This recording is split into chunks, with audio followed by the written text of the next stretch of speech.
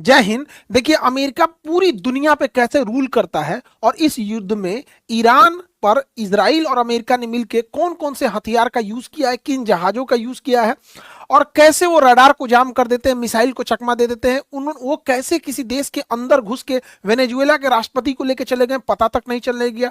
100-150 जहाज लेके चले जाते हैं, कोई रडार पे पता नहीं चलता है।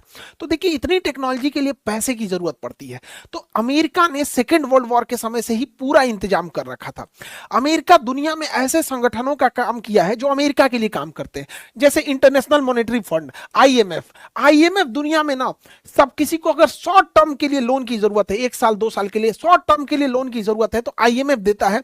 लेकिन आईएमएफ पे सबसे ज्यादा वोटिंग राइट अमेरिका का है, यानी अगर अमेरिका वीटो कर देगा तो आईएमएफ किसी को लोन नहीं देगा। इसलिए अमेरिका इसे सॉफ्ट पावर के तौर पे यूज करता है कि कोई भी गरीब देश या जिसकी अर्थव्यवस्था डगमगा रही है वो अमेरिका से नहीं उलझता है, क्योंकि वो आईएमएफ और वर्ल्ड बैंक में भी अमेरिका का ही सबसे ज्यादा वोटिंग राइट है।